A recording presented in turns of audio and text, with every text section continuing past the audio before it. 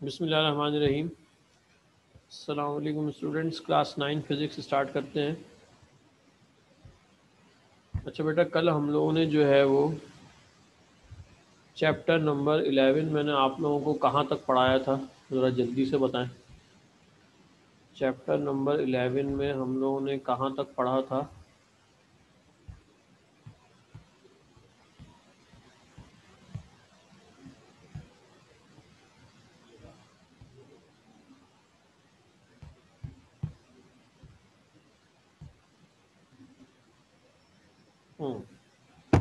यहाँ तक पढ़ा था,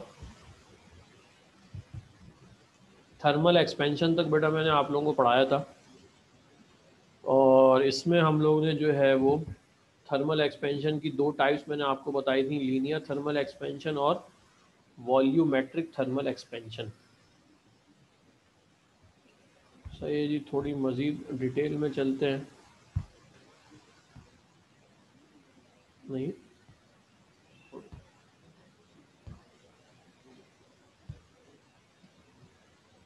तो लीनियर थर्मल एक्सपेंशन मैंने आपको क्या बताया था कि अगर आप जो है वो किसी चीज़ को हीट करें और हीट करने की सूरत में जो है क्या हो, उसकी लेंथ में जो है वो क्या हो जाए, इजाफा हो जाए, तो ऐसे एक्सपेंशन को हम लोग क्या कहते हैं, लीनियर थर्मल एक्सपेंशन कहते हैं।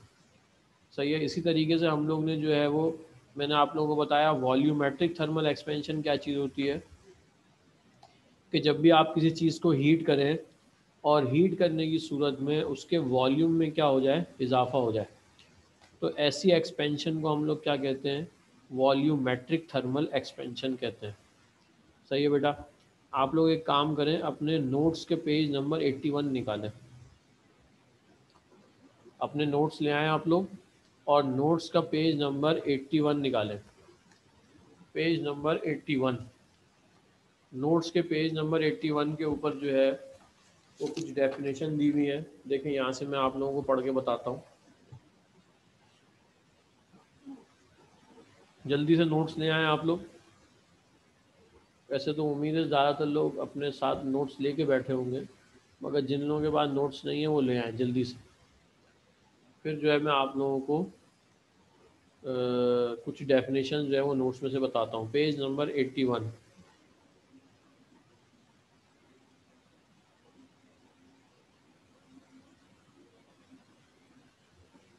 अच्छा जी, देखें पेज नंबर 81 में सबसे पहले क्वेश्चन नंबर 12 देखें। यहाँ पे लीनियर थर्मल एक्सपेंशन की जो है वो क्या लिखी हुई है, डेफिनेशन लिखी हुई है। तो क्या कह रहे हैं if by heating a body its length increases then such an expansion is known as linear thermal expansion. अगर किसी बॉडी को हीट करने से उसकी लेंथ में क्या हो जाए, इजाफा हो जाए, तो ऐसी एक्सपेंशन को हम लोग क्या कहते हैं, लीनियर थर्मल एक्सपेंशन कहते हैं। सही है बेटा। इसकी एक्सप्लेनेशन देखें। कह रहे हैं consider a rod, let L1 be the original length of the rod at the temperature T1. The rod is heated to temperature T2 so that its length increases to L2. कह रहे हैं फ़र्ज़ करें एक आपके पास रॉड है जिसकी length जो है वो L1 है और उसका टेम्परेचर फ़िलहाल कितना है, T1 है। आपने क्या किया, उसको हीट करना शुरू किया, यानी उसके टेम्परेचर में क्या किया, इजाफा किया। अब जब उसके टेम्परेचर में आप लोग इजाफा करेंगे तो होगा क्या, उसकी लेंथ जो है वो क्या हो जाएगी, इंक्रीज़ हो जाएगी। सही है। और लेंथ इंक्रीज़ होकर क्या हो गई, L2 हो गई। आगे कह रहे हैं the increase in length of rod is equals to, ये जो ट्राइंगल बना हुआ है इसको हम लोग पढ़ते हैं delta, delta L. Delta L का क्या मतलब होता है, L2 माइनस L1। सही है। यानी जो बाद में लेंथ थी उसमें से पहले वाली लेंथ को आप क्या कर दें, माइनस कर दें। इसी तरीके से आगे क्या कह रहे हैं, the rise in temperature due to heating, और डेल्टा टी यानी टेम्परेचर में कितना इजाफा किया, वो किसके बराबर है, T2 माइनस T1 के बराबर है। सही है जी। तो यहाँ पे जो है वो दो चीज़ें आपको बताई, एक लेंथ में इजाफा और एक टेम्परेचर में इजाफा। तो लेंथ में जो इजाफा है उसे हम लोग क्या कहते हैं, डेल्टा एल कहते हैं, और इसी तरीके से जो टेम्परेचर में इजाफा है उसे हम लोग क्या कहते हैं, डेल्टा टी कहते हैं। अच्छा, अब इसकी जो है एक डेरिवेशन है, वो डेरिवेशन मैं आप लोगों को करवाता हूँ।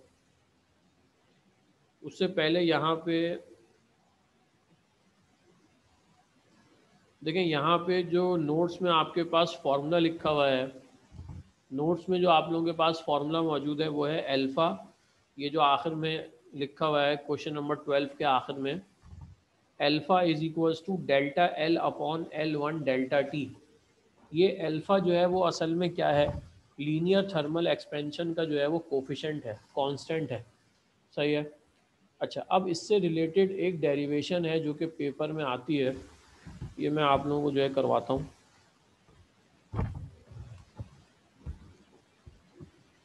देखें जी, एक डेरिवेशन हमारे पास पेपर में आती है, L2 is equals to L1 one plus alpha delta T. ये डेरिवेशन है। सही है। इस डेरिवेशन को करने के लिए सबसे पहले आप क्या करेंगे, कंसिडर करेंगे एक रॉड। यहाँ पे जो हमारे पास जो क्वेश्चन नंबर 12 की एक्सप्लेनेशन है, इसमें जो लाइन लिखी हुई है ये आप लोग लिखेंगे यहाँ पे।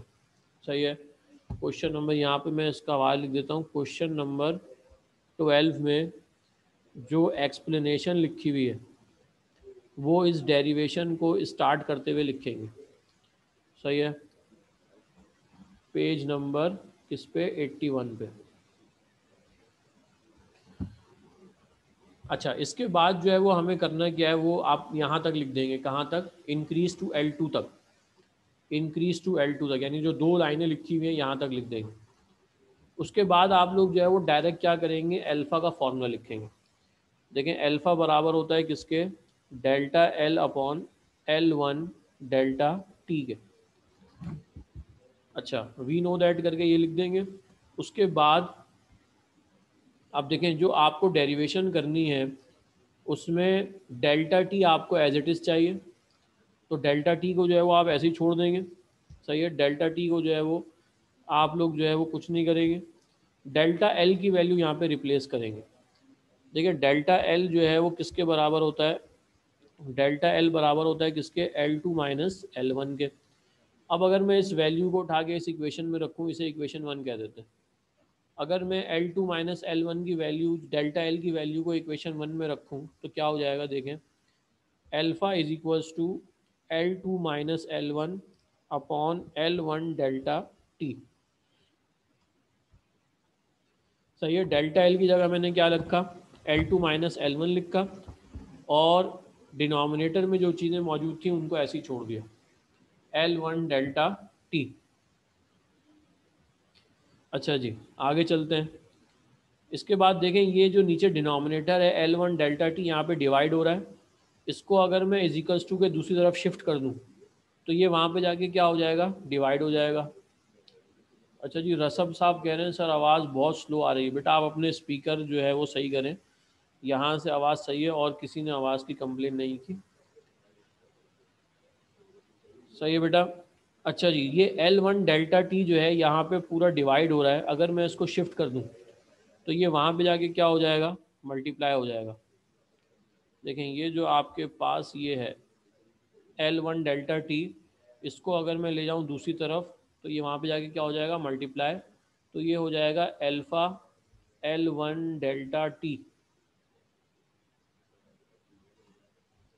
बेटा ये हेल्पिंग फार्मूला है ना, इक्वेशन नंबर 1, इक्वेशन नंबर 1 तो हेल्पिंग फार्मूला है।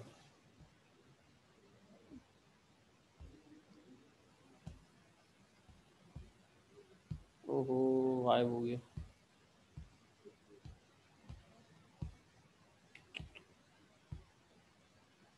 अच्छा जी, दोबारा लिखना पड़ेगा।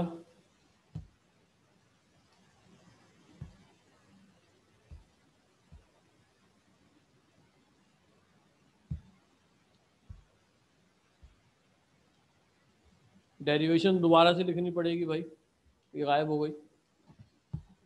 अच्छा जी, हमारे पास जो है वो सवाल क्या था, L2 is equals to L one one plus alpha delta T. ये हमें जो है वो क्या करना है, प्रूफ करना है।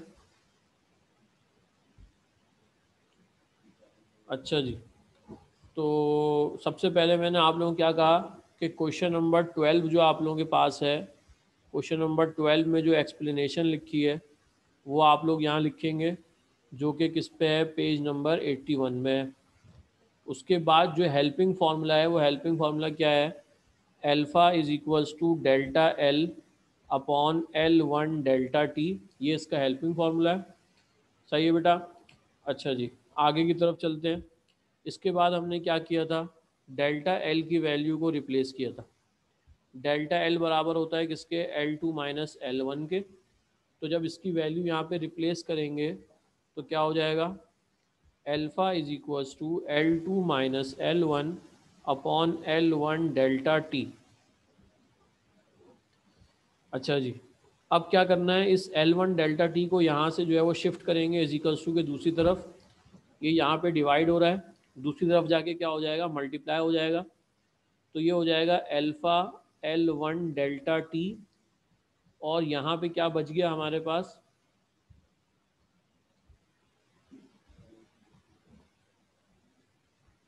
L2 minus L1।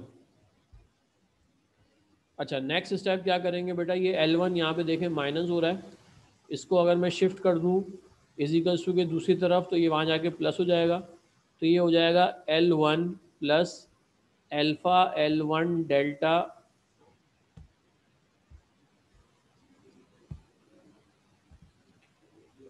Delta T is equals to L2। अच्छा, अब देखें ये जो राइट साइड, लेफ्ट साइड पे जो आपकी टर्म मौजूद है L1 plus alpha L1 delta T, इसमें अगर आप लोग देखें तो कुछ कॉमन आ रहा है, और कॉमन हमारे पास क्या आ रहा है, L1 कॉमन आ रहा है। देखें L1 अगर मैं कॉमन ले लूँ तो क्या बचेगा, यहाँ पे बचेगा 1 प्लस अल्फ़ा डेल्टा टी, और दूसरी तरफ हमारे पास क्या बचेगा, L2। अब इसको ज़रा आप लोग जो है वो घुमा के लिख दें। देखें पहले L2 लिखा और दूसरी तरफ लिख दिया L1, 1 plus alpha delta T. ये हमारे पास जो है वो डेरिवेशन आ गई किसकी, L2 की। अच्छा जी, यूसरा शुएब कह रही हैं सर ये कॉपी करें हैं, जी बिल्कुल बेटा, ये कॉपी कर लें आप लोग, मैं आप लोगों को टाइम दे रहा हूँ, ये आप लोग कॉपी कर लें, अपने पास आप लोग ये डेरिवेशन लिख लें, और अगर किसी स्टेप में कोई मसला है तो वो पूछ लें।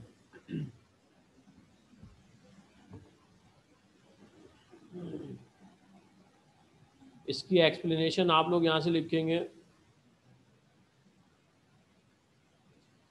अच्छा जी, रमीन असलम कह रही हैं सर दोबारा बता दें, आवाज़ नहीं आ रही थी, मैंने अभी रीजॉइन किया है। सर सेकंड लास्ट पार्ट समझा दें प्लीज़ दोबारा। बेटा मैं पूरा दोबारा समझा रहा हूँ, देख लें आप लोग। देखें ये हमारे पास सवाल है, ये जो ये ऊपर दिया हुआ ये हमारे पास सवाल है, सही है। L2 is equals to L1 1 plus alpha delta T, ये हमें क्या करना है, प्रूफ करना है। अच्छा जी, तो सबसे पहले हम लोगों ने क्या किया, इसको प्रूफ करने के लिए एक्सप्लेनेशन जो है वो पेज नंबर 81 पे क्वेश्चन नंबर 12 जो है, क्वेश्चन नंबर 12 की एक्सप्लेनेशन की जो दो लाइन है पहले आप लोग यहाँ वो लिखेंगे, मैं वो पढ़ के बता देता हूँ। कह रहे हैं consider a rod L1 be the original length of the rod at the temperature T1। The rod is heated to temperature T2 so that its length increases to L2। फ़र्ज़ करें आपके पास जो है वो एक रॉड है जिसकी लेंथ कितनी है, L1 है, और टेम्परेचर क्या है, T1 है। उसको हीट किया गया, और हीट करने के बाद उसका टेम्परेचर जो है वो T1 से T2 कर दिया, जिसकी वजह से उसकी लेंथ में जो इजाफा हो गया उसे हमने क्या कह दिया, L2। पहले लेंथ L1 थी, बाद में क्या हो गई, L2 हो गई। ये दो लाइनें आप लोग यहाँ से लिखेंगे। उसके बाद ये जो यहाँ पे लिखा हुआ है alpha is equals to delta L upon L1 delta T, ये जो हमारे पास जो ये वाला जो बॉक्स है, ये ब्लू बॉक्स जो मैंने किया, ये जो है आपके पास क्या है, ये हेल्पिंग फार्मूला है। सही है, यहाँ से स्टार्ट करेंगे। अच्छा, डेल्टा एल की वैल्यू यहाँ पे रिप्लेस करेंगे। डेल्टा एल बराबर होता है किसके, L2 माइनस L1 के। अच्छा, डेल्टा टी की वैल्यू रखने की ज़रूरत नहीं है, क्योंकि जो डेरिवेशन हमें करनी है, देखें यहाँ पे डेल्टा टी पहले से मौजूद है, सही है, तो डेल्टा टी को हटाने की ज़रूरत नहीं है। डेल्टा एल की वैल्यू रख दी L2 माइनस L1, तो देखें जब डेल्टा एल की वैल्यू रिप्लेस की तो ये क्या हो गया, alpha is equals to L2 minus L1 upon L1 delta T.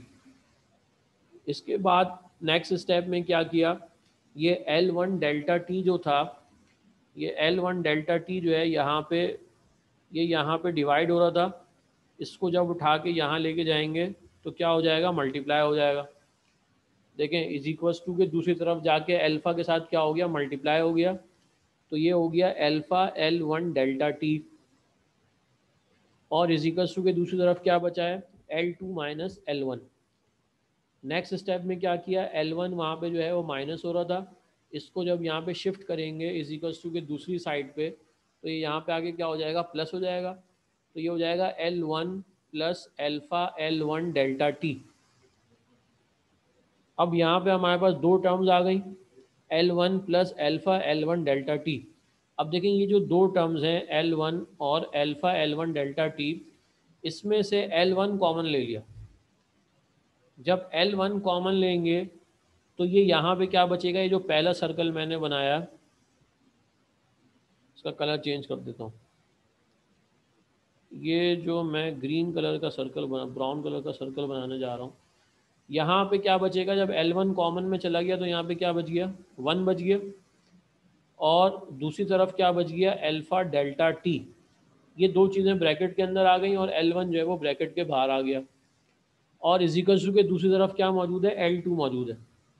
Last step में मैंने क्या किया, इसको जो है वो इन्वर्स करके लिख दिया, यानी L2 को पहले लिख दिया और जो लेफ्ट हैंड साइड वाली टर्म थी उसको बाद में लिख दिया, तो ये हो गया L2 is equals to L1 1 plus alpha delta T.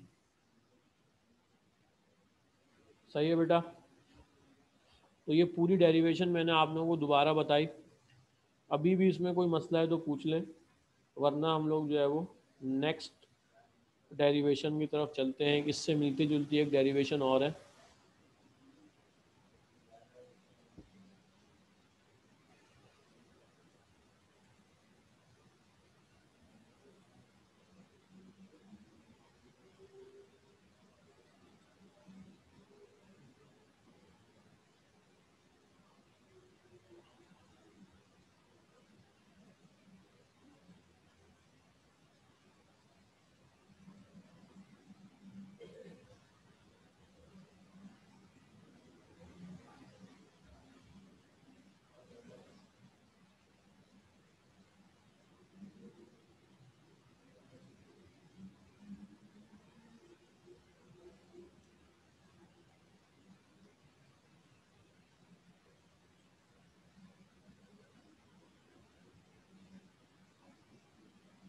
Second last step में 1 कैसे आया। बेटा जब L1 कॉमन ले लिया तो यहाँ पे क्या बचेगा, जब कुछ नहीं बचेगा तो 1 बचेगा, तो 1 तो लिखेंगे, सही है। इन दोनों टर्म्स में से, ये जो मैंने दो यहाँ पे सर्कल बनाए हैं, इन दोनों में से L1 कॉमन ले लिया। अब L1 कॉमन लेने के बाद चेक ये करते हैं कि बचा क्या, सही है। तो यहाँ पे जो है वो कुछ नहीं बचा, तो यहाँ पे L1 जहाँ पे लिखा हुआ था वहाँ पे कोई चीज़ नहीं बची, तो वहाँ पे हम लोग क्या लिख देंगे, 1 लिख देंगे।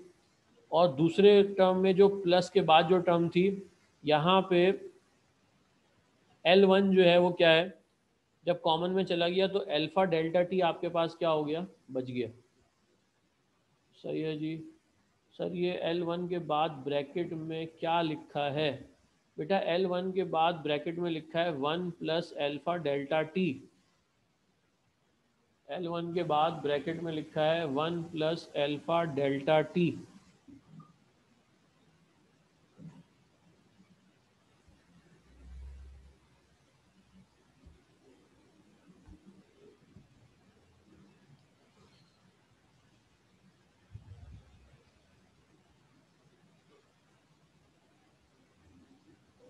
अच्छा जी, इसके बाद ज़रा आप लोग जो है वो नोट्स पे आ जाएं, और नोट्स का निकालें आप लोग पेज नंबर 82।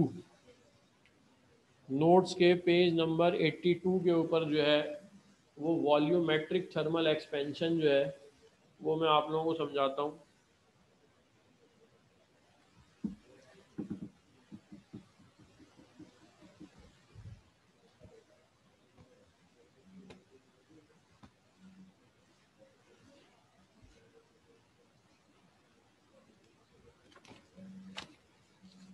चलिए देखिए, वॉल्यूमेट्रिक थर्मल एक्सपेंशन में क्या कहा जा रहा है,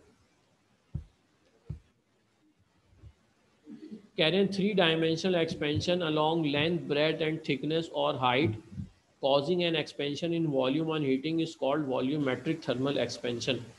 कोई भी आपके पास जब थ्री डायमेंशन फिगर होती है, लेकिन जैसे मैं आपको यहाँ बना के दिखाता हूँ, फर्ज करें आपके पास ये क्यूब है,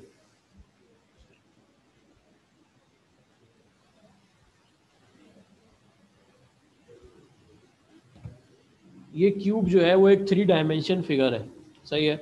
इसमें ये जो इसकी नीचे वाली साइड है ये कहलाती है लेंथ, ये इसकी साइड वाली साइड है ये कहलाती है ब्रेथ, और ये जो इसकी ऊपर वाली साइड है यानी ये वाली ये कहलाती है हाइट, सही है।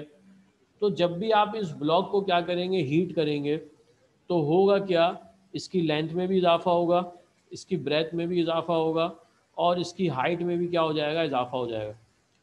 तो जब ये तीनों चीज़ें बढ़ जाएंगी तो इसका वॉल्यूम क्या हो जाएगा, बढ़ जाएगा, सही है। वॉल्यूम क्या चीज़ होती है, कैपेसिटी यानी गुंजाइश। तो ये इस बॉडी के अंदर यानी ये जो क्यूब है, इस क्यूब का साइज क्या हो जाएगा, बड़ा हो जाएगा, सही है। फॉर एग्जांपल देखें ये,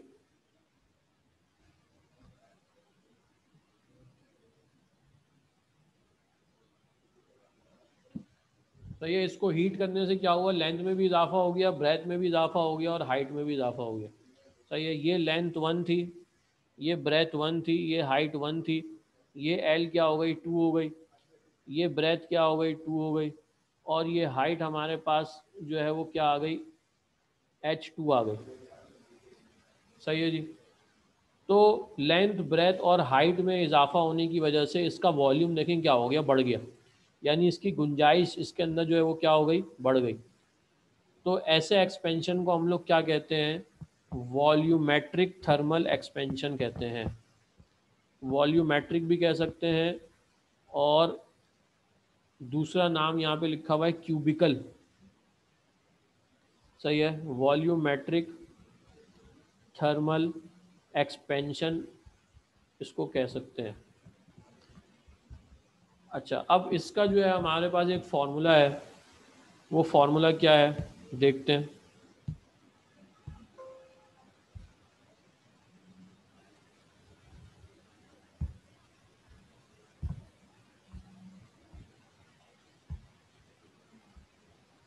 अच्छा जी, जैसे लीनियर थर्मल एक्सपेंशन का फॉर्मूला था हमारे पास, alpha is equals to delta L upon L1 delta T. यहाँ पे जो हमारे पास इसका जो वॉल्यूमेट्रिक थर्मल एक्सपेंशन का जो फॉर्मूला है वो क्या होता है, वॉल्यूमेट्रिक थर्मल एक्सपेंशन का फॉर्मूला होता है beta is equals to delta V upon V1 delta T, सही है बेटा। वॉल्यूमेट्रिक थर्मल एक्सपेंशन का फॉर्मूला होता है बीटा, वहाँ पे अल्फा इस्तेमाल किया था, सही है। यहाँ पे हम लोग ने ये alpha is equals to delta L upon L1 delta T इस्तेमाल किया था, यहाँ पे हम लोग क्या इस्तेमाल कर रहे हैं, बीटा इस्तेमाल कर रहे हैं, सही है। Beta is equals to delta V upon V1 delta T. तो ये वॉल्यूमेट्रिक थर्मल एक्सपेंशन का फॉर्मूला है, सही है। अब जैसे हम लोग ने जो है वो लीनियर थर्मल एक्सपेंशन की जो है L2 की लेंथ निकाली थी, L2 का एक फॉर्मूला हमने बनाया था, इसी तरीके से V2 का एक फॉर्मूला बनाते हैं, देखें कैसे बनेगा। V2 बराबर हो जाएगा किसके, V1 1 plus beta delta T,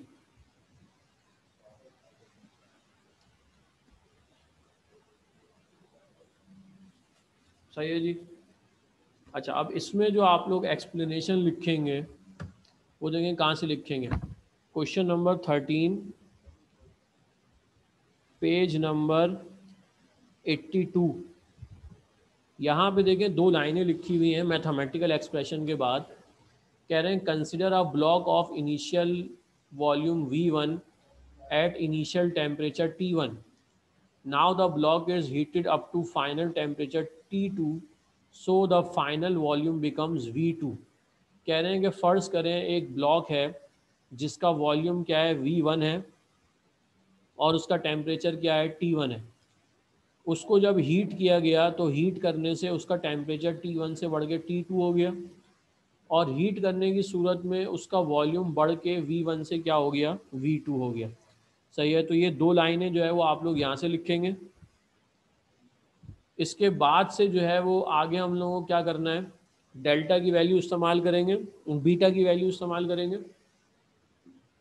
तो जो हेल्पिंग फॉर्मूला हमारे पास आएगा वो क्या आ जाएगा, beta is equals to delta V upon V1 delta T। सही है जी, आगे चलते हैं।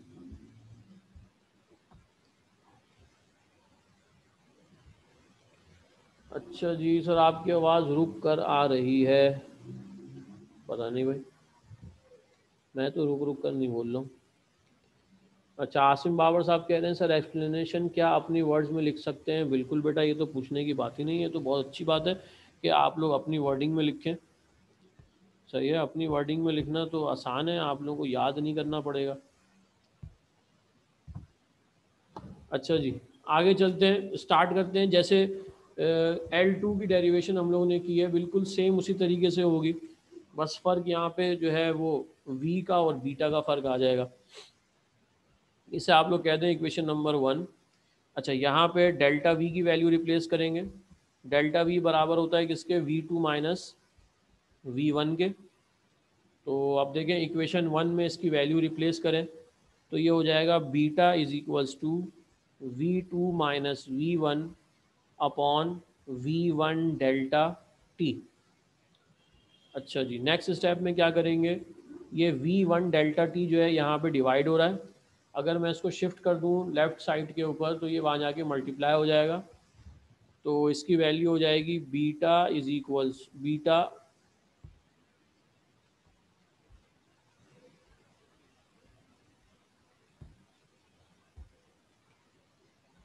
V1 डेल्टा टी हो गया, और इज इक्वल्स टू के दूसरी तरफ हमारे पास क्या है, V2 minus V1।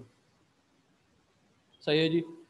Next step में क्या करेंगे, ये V1 को यहाँ से शिफ्ट करेंगे, ये V1 जो है यहाँ पे माइनस में है, अगर मैं इसको लेफ़्ट साइड पे शिफ्ट कर दूँ तो यहाँ पे आगे प्लस हो जाएगा। तो ये हो जाएगा V1 plus beta V1 delta T is equals to V2। सही है जी। अच्छा, नेक्स्ट स्टेप में हम लोगों को क्या करना है, कॉमन लेंगे। देखें ये दो टर्म्स हैं, यहाँ पे लेफ़्ट साइड के ऊपर जो दो टर्म्स हैं इनमें से V1 कॉमन आ रहा है। जब V1 कॉमन ले लेंगे तो क्या बचेगा, यहाँ पे पहली वाली टर्म पे 1 और दूसरी वाली टर्म में बीटा डेल्टा टी, और यहाँ पे क्या आ गया, V2। इसको जो है वो इन्वर्स करके लिख दें, V2 is equals to V1 1 plus beta delta T. ये हमारे पास जो है वो एक फॉर्मूला आ गया। V2 जो है वो इस तरीके से भी जो है वो फाइंड किया जा सकता है। सही है बेटा, तो ये जो है वो आप लोग अपने पास ये डेरिवेशन भी कॉपी कर लें, वॉल्यूमेट्रिक थर्मल एक्सपेंशन की डेरिवेशन मैंने आप लोगों को कराई।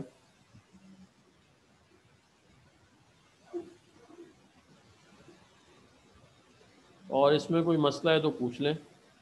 सेम जैसे L2 की डेरिवेशन थी वैसे V2 की डेरिवेशन हम लोगों ने की है।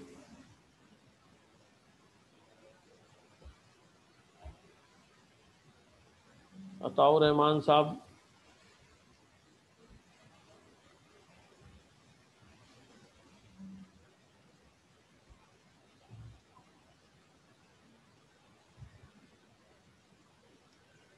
अताउर रहमान आज बहुत देर से आए हैं।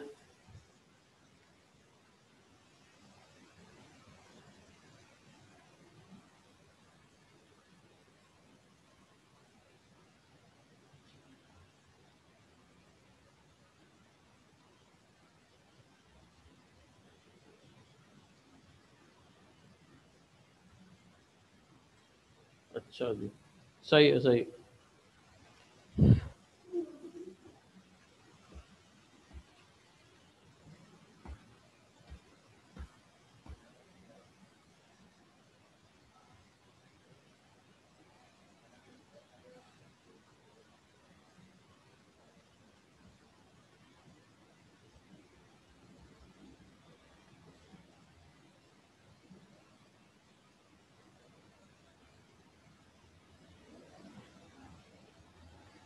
बेटा ये बीटा और अल्फ़ा जो है ना, ये इसके कोफिशिएंट है, कांस्टेंट है। जैसे हम लोग कभी कहीं कांस्टेंट के रखते हैं, कहीं कांस्टेंट जी रखते हैं, कहीं कैपिटल जी रखते हैं, सही है, कहीं कैपिटल आर, अभी आगे मैं डेरिवेशन कराऊंगा वहाँ पे कैपिटल आर रखते हैं। तो ये असल में जो कांस्टेंट है ना, ये वो है।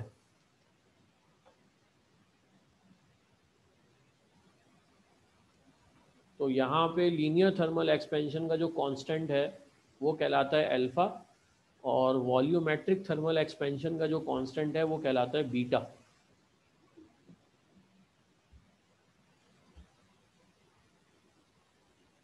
जैसे ग्रेविटी के लिए स्मॉल जी। सर इसमें फॉर्मूला कहाँ है? अच्छा जी बेटा, ये फार्मूला जो आखिर में मैंने लिखा ना, ये वाला, ये फार्मूला है, सही है। इसी तरीके से ये मैं इसको जो है वो हाईलाइट कर देता हूँ ब्लैक से। ये फार्मूला है, ये इस्तेमाल करेंगे।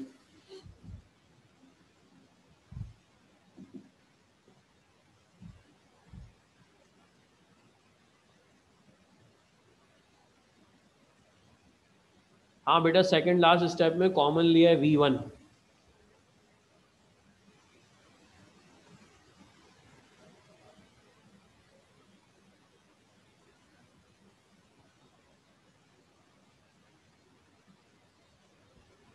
बेटा इक्वेशन 1 भी फार्मूला है हमारे पास, हेल्पिंग फार्मूला इक्वेशन नंबर 1 है। और इसी तरीके से ये जो लास्ट में जो बॉक्स बनाया है, ये भी फार्मूला है। ये दोनों फार्मूले जो है वो आगे एमसीक्यूज में, न्यूमेरिकल्स में इस्तेमाल करेंगे।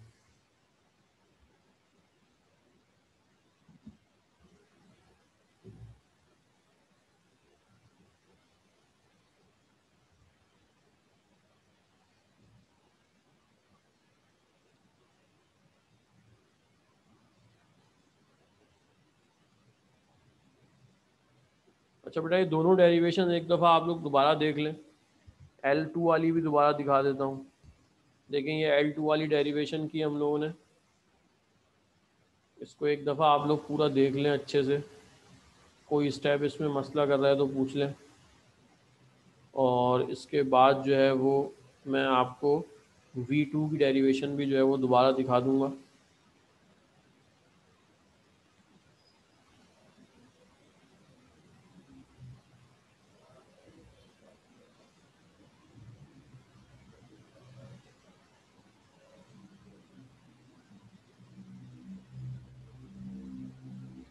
अच्छा, एक कॉमन वाली चीज़ आप लोगों को बता दूं, थोड़ा आप लोग डिस्टर्ब हो रहे हैं कॉमन वाले में। देखिए मैथ्स में जब आप लोग सवाल करते हैं कुछ इस तरीके का, 4 प्लस फॉर एग्जांपल लिखा हो कहीं पे 8x, इसमें आपको कहा जाए कि कॉमन ले। अब देखें इन दोनों में कॉमन क्या आ रहा है, 4 कॉमन आ रहा है। अब क्या करेंगे, जब 4 आपने कॉमन ले लिया, तो अब यहाँ पढ़ेंगे कि 4 के टेबल में 4 कहाँ पे आता है, तो 4 वन ज़ा 4, यहाँ पे क्या बचा 1। और 4 के टेबल में 8 कहाँ पे आता है, 2, 4 टू ज़ा 8, और ये x ऐसे ही आ गया, सही है। तो इस तरीके की कंडीशन जब भी होती है, जब कॉमन लेने के बाद कुछ भी नहीं बच रहा होता, तो हम वहाँ पे क्या लिखते हैं, 1 लिखते हैं। तो इसी तरीके से जो यहाँ पे डेरिवेशन में ये जो V1 1 plus beta delta T आया, ये इसी तरीके से आया। जब V1 यहाँ से कॉमन ले लिया, तो यहाँ पे क्या बचा, कुछ नहीं बचा। V1 1 बच गया, तो 1 को यहाँ पे 1 लिख दिया, सही है। और बीटा डेल्टा टी आ गया। तो सेम जैसे आप लोग यहाँ पे कॉमन लेते हुए 1 लिखते हैं, इसी तरीके से यहाँ पे भी जो है, जो हम लोगों ने डेरिवेशन की है, उसमें भी जो है वो V1 1 plus beta delta T जो है वो ब्रैकेट के अंदर आ गया।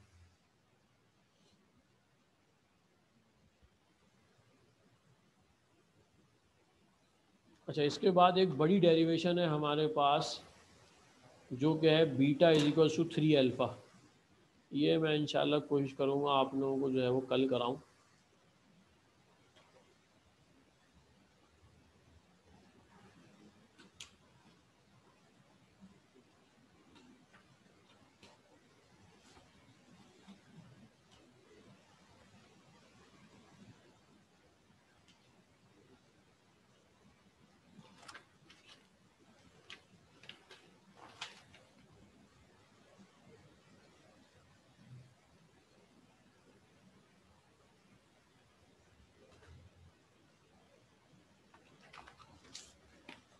अच्छा ज़रा आप लोग अपना पेज नंबर, नोट्स का पेज नंबर 79 निकालें। नोट्स का पेज नंबर 79। देखें पेज नंबर 79 पे एक आध सवाल है, ये देखें।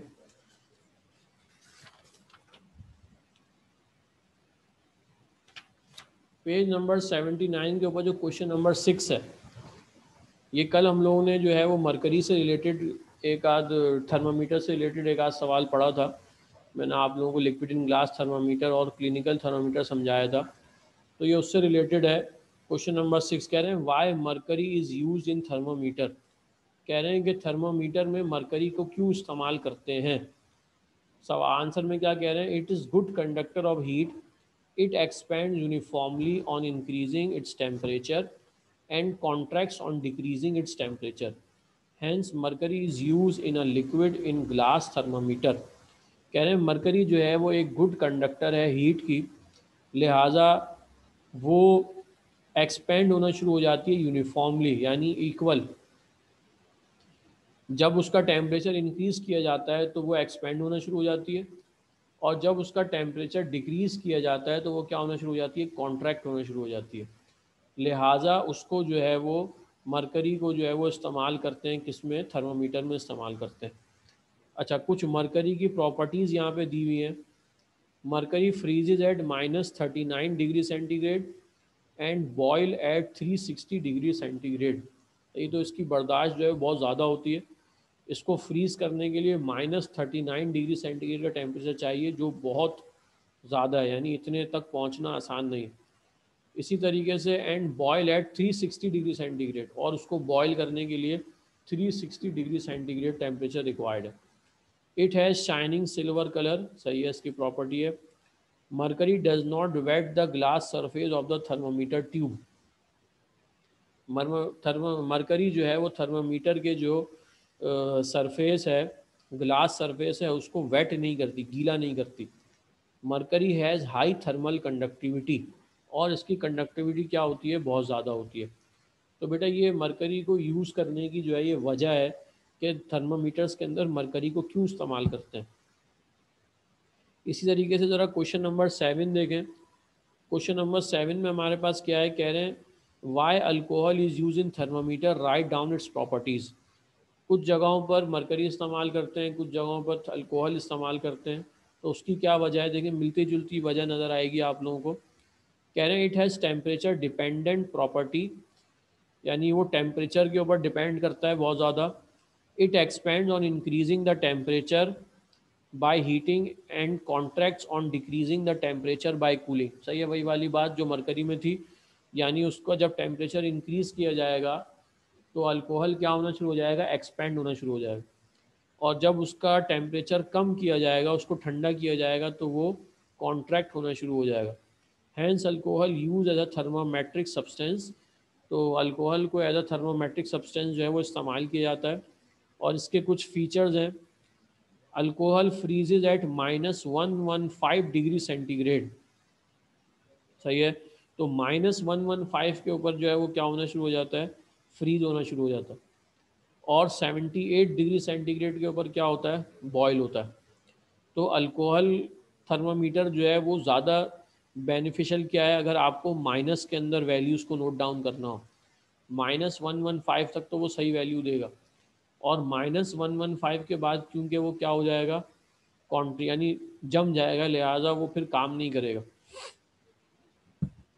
अच्छा, कह रहे हैं दूसरी प्रॉपर्टी इसकी क्या है, it is colourless liquid, it is usually coloured red and use in thermometer. असल में जो अल्कोहल होता है वो कलरलेस लिक्विड होता है, मगर उसको जब थर्मामीटर के अंदर इस्तेमाल करते हैं तो उसको रेड कलर कर देते हैं ताकि वो जो है वो नज़र आए। It has a low thermal conductivity, उसकी थर्मल कंडक्टिविटी क्या होती है, लो होती है। It's expansion is nearly 4 times the expansion of mercury for the same rise of temperature. इसकी एक्सपेंशन जो है वो मरकरी के मुकाबले में क्या होती है, 4 टाइम्स क्या होती है, ज़्यादा होती। सही है, अगर मरकरी जो है वो 1 सेंटीमीटर एक्सपेंड होगा तो ये जो है 4 सेंटीमीटर क्या हो जाएगा, एक्सपेंड हो जाएगा।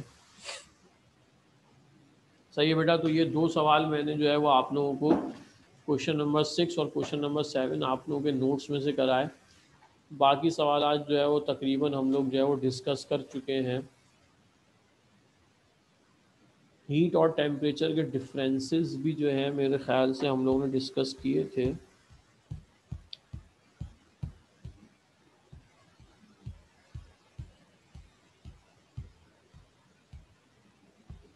अच्छा, एक सवाल और देख लें, page number 77 question number 2।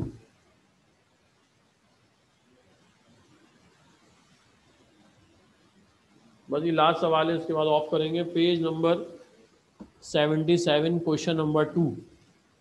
What is the difference between heat and temperature? Heat and temperature के दरमियान क्या डिफरेंस है? कहने the energy which is transferred from one body to the other due to difference in temperature is called heat.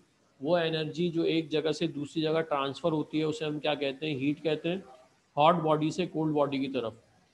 और temperature क्या चीज़ है? The measure of the degree of hotness and coldness is called temperature. सही है। और उसकी measurement कि कोई बॉडी कितनी गर्म है या कितनी ठंडी है, उसकी जो वैल्यू है उसे हम क्या कहते हैं? टेम्परेचर कहते हैं। It is the sum of energies which a body possess. Heat जो है वो असल में क्या है? सम ऑफ एनर्जीज है। एक बॉडी के अंदर जितने भी मॉलिक्यूल हैं उन सब की एनर्जी का क्या है? सम है। और टेम्परेचर क्या चीज़ है? It is the average of all energies which a body possess. एक बॉडी के अंदर जितने मॉलिक्यूल्स हैं उनकी एवरेज एनर्जी जो है वो क्या कहलाती है? टेम्परेचर कहलाती है। हीट की ऐसा यूनिट हमारे पास क्या है? जूल्स है। और टेम्परेचर की ऐसा यूनिट क्या है? केल्विन है।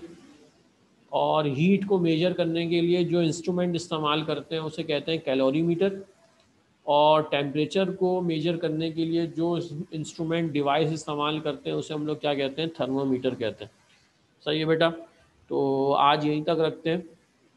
इंशाल्लाह कल की क्लास में हम लोग जो है वो कुछ डेरिवेशंस भी करेंगे और आगे की जो है वो आगे का टॉपिक भी जो है वो क्या करेंगे? डिस्कस करेंगे। चलें जी, क्लास ऑफ करें। अल्लाह हाफिज़।